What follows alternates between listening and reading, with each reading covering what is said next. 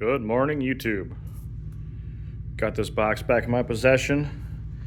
After a year with the customer, the bottom decided to have a big crack in it. And we've repaired the crack. You can see it right there, it's split wide open.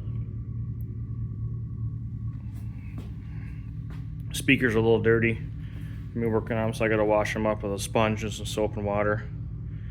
But we are doing some upgrades to this Harley Davison box as well. We are putting in some 1-inch Dayton Audio Silk Dome tweeters.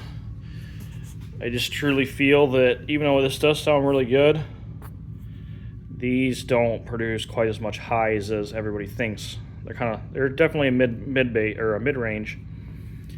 Even though they might look good on a graph, when you put some power to them, I feel like it's really missing. They're really missing out. But so we're doing two 3500 hertz high pass crossovers for the little Dayton Audio, the Silk Domes. Let's see, where are they at?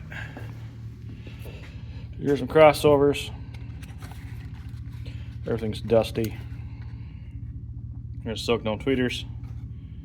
That ironwood was a bear to drill. It has been for everything. This ironwood is ridiculous to drill. I had to use olive oil while drilling it with the Forstner bit, otherwise it would just start smoking and burn up. Turn the Forstner bit blue. But I did a quick resand on everything. 2 coats of wipe-on polyurethane, warm satin. Not that really makes a difference, it's just satin. And then did take the speakers out. I had to fix a split here too with the walnut. After a year, I guess this just wasn't dry enough. Even though this was all kilned and stuff, shit happens with these live edge builds. They take like a year to settle down. Being in and out of a house and stuff.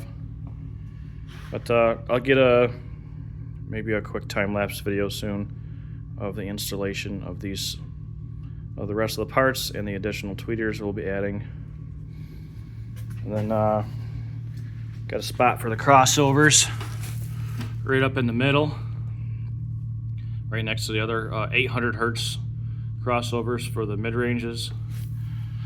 So this will be kind of like a 3-way box, but using 2 woofers per side.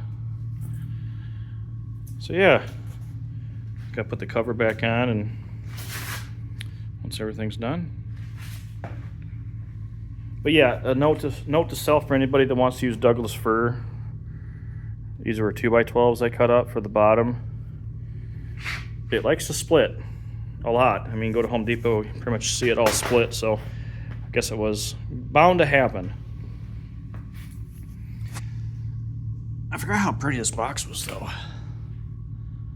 Definitely really pretty. Anyways, you guys want one of these boxes, let me know. This one is, I think, 39 inches wide. I'll give you a reference. So these are beasts. All right, later, guys.